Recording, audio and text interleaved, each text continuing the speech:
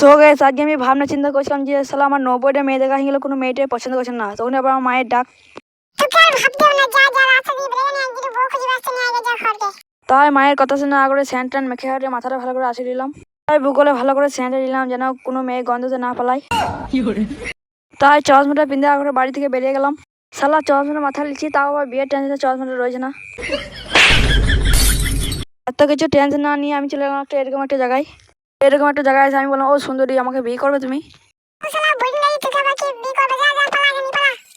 ও শালা আমাকে পছন্দ করলো না বলে আমি চললাম এরকম একটা মেয়ে কাছে। ও সুন্দরী, তোমাকে বিয়ে করবে?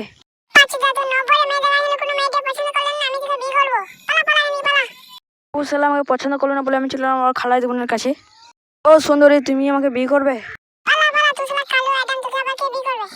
কোনো মেয়ে আমাকে পছন্দ করলো না বলে তাই মন খারাপ করে চলে যাচ্ছিলাম, তখন আবার একটা মেয়ে ডাক। এই মেয়েটা আমাকে পছন্দ করি বলে তার জন্য আমি ওর সাথে আলাপ করলাম।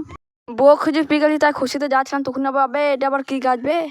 আবে হাত দিলে তো পাতা মুনিয়ে যাচ্ছে। এটা কি গাছ? তোমরা যদি জেনে থাকো তো কমেন্টে বলে যাবে। ওই গাছটা দেখে আমি এখানে এগিয়ে যাবো, তখন আবার একটা মানুষের বাচ্চার সাথে দেখা। मामा मामा मामा मेरी माँ को बचा लो, मामा मेरी माँ को बचा लो। अबे ये निकालो, अरे तेरी माँ को बचाएगा तो कौन बचाएगा बे? আবে কি বলবে ওয়া? তোমরা যদি জেনে থাকো তো কমেন্টে বলে যাবে।